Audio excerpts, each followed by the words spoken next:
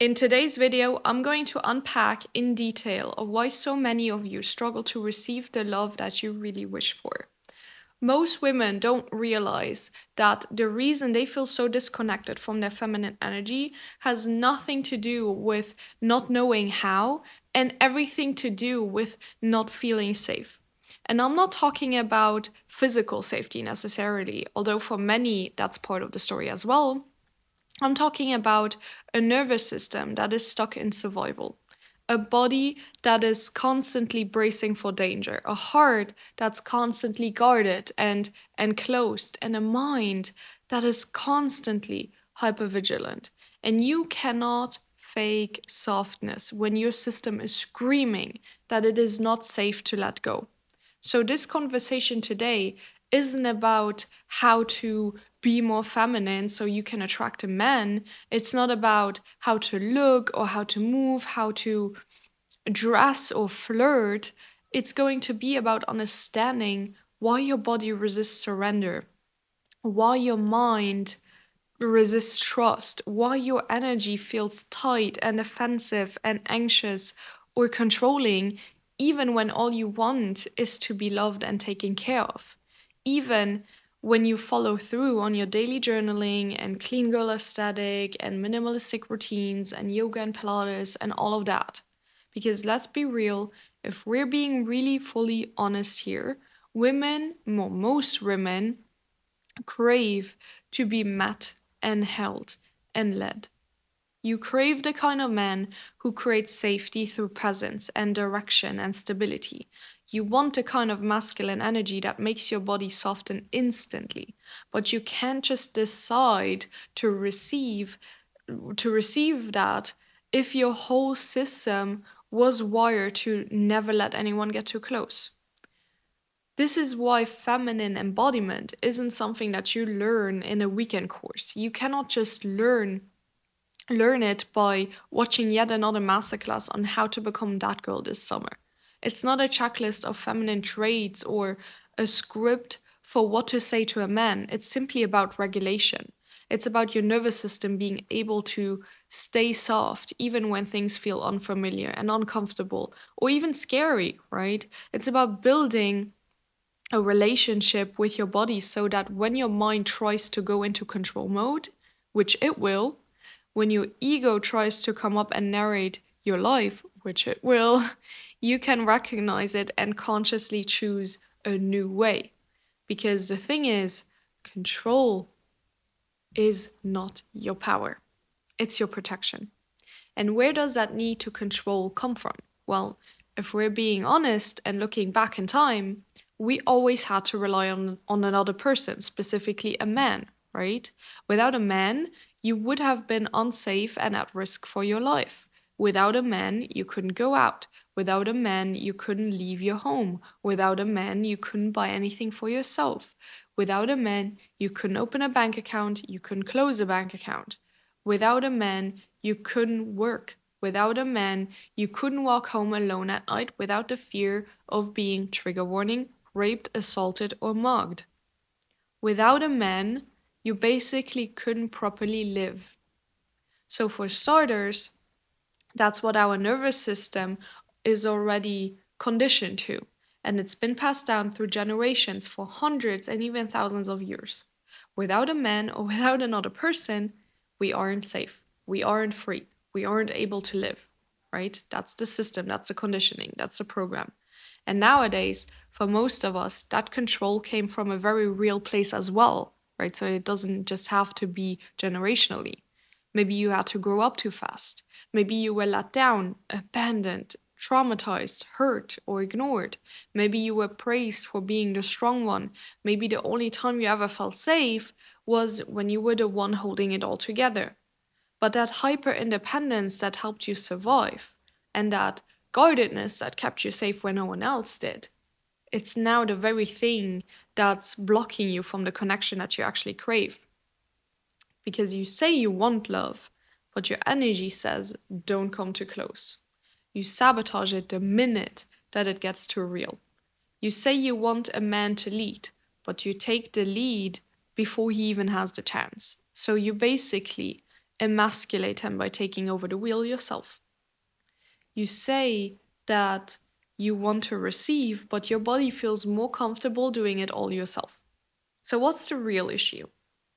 Your nervous system doesn't trust softness, it doesn't trust stillness, it doesn't trust love and connection without control. Because let's be honest, control is very predictable.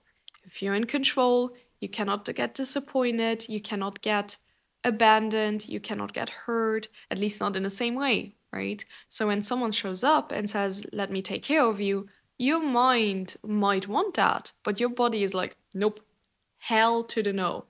It's so confused. It doesn't know what to do with love that doesn't require performance. And that's why feminine energy isn't about being passive. It's about being open. It's about being so deeply anchored in your body and your truth, your worth, that you don't need to manipulate or chase or control just to feel secure. It's about leading yourself from intuition and not fear, from desire and not desperation, and from discernment instead of defense. And it's also why embodiment matters so much more than information, because you can read all the books, watch all the feminine energy videos, repeat all the affirmations, listen to all the subliminals. But if your body still doesn't feel safe to receive, your patterns will stay the same. Your conditioning, your program is still the same. Your subconscious still believes something else. So, how do you shift that? Well, by slowing down, by listening, by understanding what you're wired for, by learning to feel that without fixing it, and then rewiring yourself by connecting to your body, your breath, your boundaries, and shifting into a new state. Most women today are completely disconnected from their bodies. They live in their heads. They try to think their way into healing, into femininity, into relationships, all the things. But you cannot think your way into softness. It doesn't matter how much intellectual knowledge that you have on any of these topics. I don't care. The universe doesn't care. You have to feel your way there. Feminine power isn't loud, it's deep. It's not something you shout from the rooftops and have to prove. It's something you have to simply become. It's someone you have to simply become. When you're truly in your feminine, it's not about doing less, it's just about doing it differently. It's about doing it from a different energy. You need to do it with intention and with presence and with trust. And when you trust yourself, you no longer need to overfunction just to prove your worth. You no longer need to micromanage relationships. You no longer need to build your whole personality around being this unbothered or intimidating person, woman, right? And on a side note, that's also why working harder doesn't work necessarily. Because again, you're trying to control the outcome by doing more, by exhausting yourself yet again, by trying to get ahead yet again. When again, you just need to work more aligned, not more overall. You need to work more aligned, which means with intention, with presence, with trust. You simply are. You rest in your enoughness. You let yourself be seen, even when it's scary. You let yourself want love without making that mean that you're needy or weak or anything like that. And from that place, the place where your nervous system is very grounded and your energy is receptive and your heart is open but still discerning, that is when you attract differently. So you move differently, you speak differently, you show up in the world with a softness that's actually rooted in strength. Because softness doesn't equal weakness, right? The most powerful women are not the ones who know how to protect themselves the best. The most powerful women are the ones who know they are protected even when they don't have to fight. The ones who've done the work to feel safe within themselves so they don't need to perform or pretend or even project. The most powerful women are the ones who know how to manipulate energy and tweak their frequency to their own benefit, to shift their identity to their own benefit. And yes, healing your feminine also heals the way you relate to the masculine. Not every man is your father. Not every man is your ex. And trigger warning, not every man is your rapist. Not every man is out to hurt you or use you or leave you. But until you clean up that story within you, you will keep manifesting more versions of it into your life. You will keep attracting men who cannot lead, who hurt you or traumatize you, who don't want to stay, or who activate your wounds instead of meeting your soul. But again, it's not about fixing men like you want to. It's not about rejecting men either. It's not about proving that we don't need them and saying all men are trash.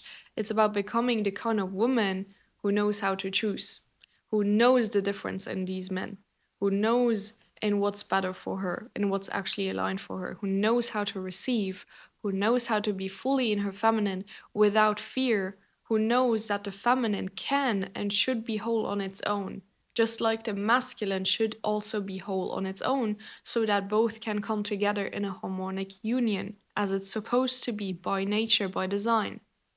Because that's where your true power lives, in your softness, in your slowness, in your integration, in your ability to be fully present with what is and still call in what you desire, right? When you're aligned. And when that version of you is embodied, the men that you attract shift. The way that you lead yourself shifts. The way that your life is going shifts. The way you love shifts. You stop living on high alert. You stop fighting for just breadcrumbs and a bare minimum.